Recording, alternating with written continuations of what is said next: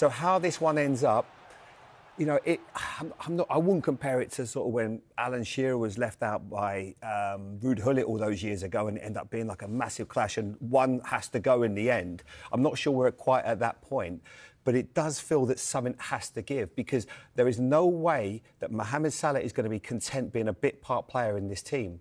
Whether it's in January or whether it's in the summer, if he finds the right club, because I think he deserves that right to maybe move on if things aren't going to go his way.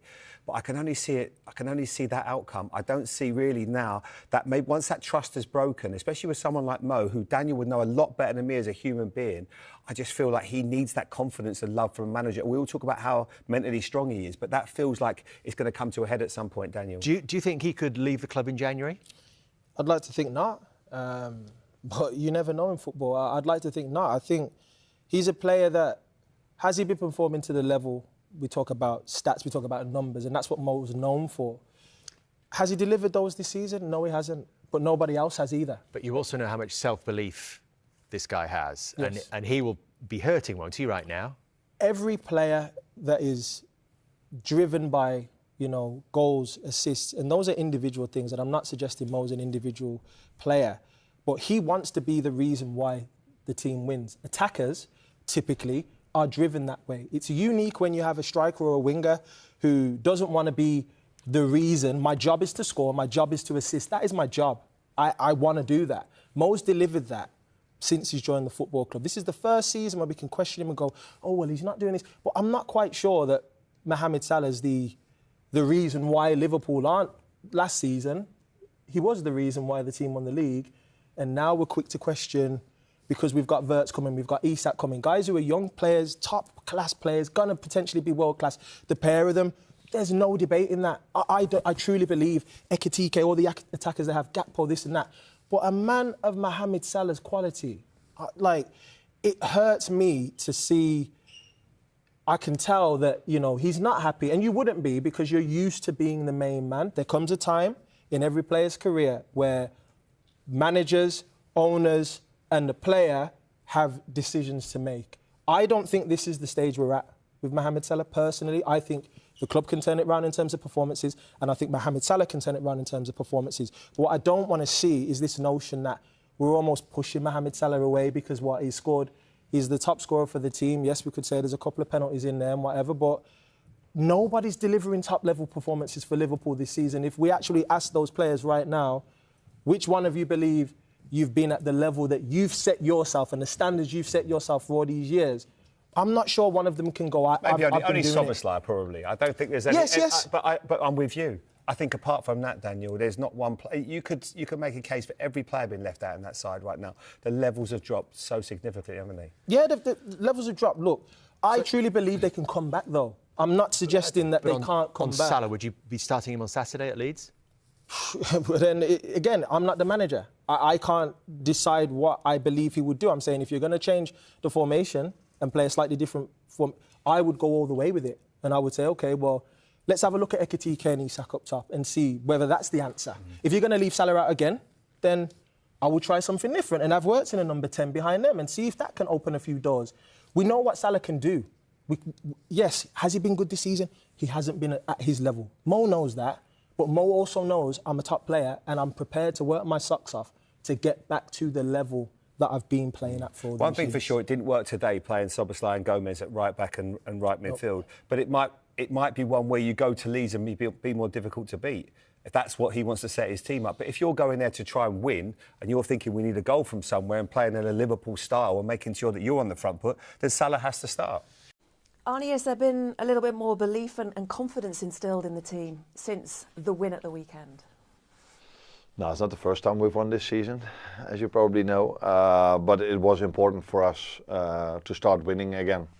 Because if you lose a few times in a row, then the first and most important thing is start winning again and not the performance. And that's what we did. But now we are facing a very strong Sunderland team again. So yes, it helped us, I think, to have more confidence as we had maybe before we went into the West Ham game. But Sunderland is also a very strong opponent to face. Sunderland, so many people have spoken about this season as well. So many people have been impressed by what they've done so far this season. Yeah. Yeah, they brought many players in during the summer, so it's not always easy to immediately be as good as they are. But they've been outstanding. I saw after we played, I saw Chelsea playing Arsenal. Very, very good game, very high standards. And Sunderland was able to beat Chelsea at Stamford Bridge, and were able to have a draw against Arsenal. So that probably tells you how good they are doing this season. I just wonder, the challenge, being back at Anfield, not so much for you, but for Sunderland coming to Anfield, and the reaction after, when you say it wasn't so much the performance that was important, the win at the weekend, the reaction of the supporters and what it's going to be like. In the start of the game, the fans were so helpful for us in West Ham, and that's what they're going to be when we're at Anfield. But we have to show up as a team as well, and because that's what's also needed. Apart from the help we get from the start, the better we start the game, the more support we will probably get. But I've noticed recently that the tougher situation we are in, the more support we get from our fans. What was the dressing room like after the win at West Ham?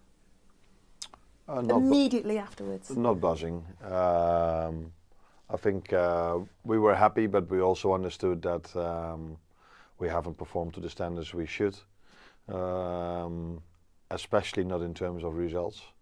So there was happiness, but also already focus on Wednesday, because we knew we had to play 3 games in 7 days, and the outcome after those 3 games is probably more important than after 1 game. Okay, so how long do you feel it will be before you get the performance that you're happy with? Actually, I've been happy with quite a few performances when we've lost, or phases of the game during the game we've lost. It's also for a reason that I saw, I think this week, a stat that from open play we've created the most chances from all Premier League teams. So if that is the situation, it's impossible to only be unhappy with performances, because you cannot create so many chances with poor performances. It's been clear and obvious where our biggest issue have been in all the losses we've had, and that when I saw the game Chelsea-Arsenal, at a certain moment I saw also again a stat saying that Man United and I think Arsenal were on 10 goals in set pieces and Chelsea on 8, or one of them was different, and we've conceded 9. So yeah, they've scored 10, we've conceded 9, then only being, I don't know exactly, 4 points behind Chelsea is maybe even better than you could expect when you would have seen that stat. And how about you? How are you? Because it's been intense, hasn't it? Opinion's been intense, punditry's been intense, media has been intense, journalists have been intense, and results have been intense. But the negativity of that intensity, yet you've managed to just stay level-headed, calm. Yeah. What we've seen since you've been at Liverpool. Yeah. Now that it's been intense, I know, but and that it will probably be negative, I expect, and that's completely normal after such a poor run of form. But it's not that every Monday evening or Sunday I'm watching television, see what everybody's saying about me. I'm so focused on improving the team. So I know no one will be positive at this time, except for our fans. Although maybe online they will be a bit different, but I can only feel the support I get throughout the game, and that has been till now very positive. So I don't know what people are saying, but I'm aware of the fact that it must be negative, because there will be no manager in the world, but people are positive about it if he loses so many games. I've seen it happening so many times with other managers, so it would be a surprise if it doesn't happen to me. But I don't know what people are exactly saying. I can only know what I think about our performances and what people around me think about our performance, what I want the players to know about our performances. And that's why it's maybe a bit easier to stay level-headed, because I don't know exactly what they're saying, that they are criticizing me. I'm not stupid. I expect them to do so, because otherwise the world would have changed in the last 2, 3 or 4 weeks, and I don't think it has. If managers don't perform, they get criticised a lot, and I'm no exception to that. But is it part of your own makeup, your own personality, your own character that you've always remained calm in difficult situations, but also in really good situations as well, like we saw last season with you winning the title? Yeah, because the truth I see is when I watch the game back, and when you watch the game back, there are hardly any emotions involved, although you can still be happy if you won that game or disappointed if you've lost it, but you can watch the game much more without emotions. And as I said, you cannot be the team that has created most from open play if everything you do is poor. So I wasn't, again, assuming everybody was very negative, which is the case. That was not completely fair in my opinion then, and that's what I told the players a few times as well. But we were probably also criticized for things we deserved to be criticized on, and for these things I've criticized ourselves as well. It's not like then you just flick a switch to you're just always this way, and this way is your character, just zen. I said to your press officer, zen-like, but you're very, just take it as it is. Yeah.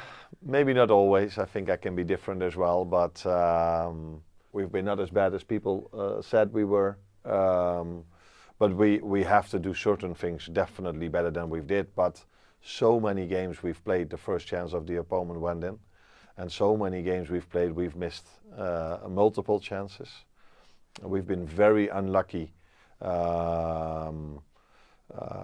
to go behind in certain games with moments. So, for example, the United game, one player of us needs 4 stitches and the referee doesn't blow his whistle, where in every other time referees blow their whistle when players are on the ground for a head injury. So I can come up with multiple things, but we need to do better in certain situations. But we've done better, in my opinion, over the course of a game than the general opinion is, and I think that's why the West Ham game, for the first time, the first chance of the other team didn't go in. And fortunately for us, was their only chance, and it happened after 90 minutes. But if Bowen scores that goal, I think we would have been criticized a lot again. And now probably people said, I don't know, but it was a controlled performance. I don't know which words people use, but the score has so much impact on what people think about the game, and I think it's my job. Although I know people judge me on results, but it's my job to also look through those results. And where last season I wasn't always happy about the performance, but we won, and then I was maybe a bit more negative than pundits were.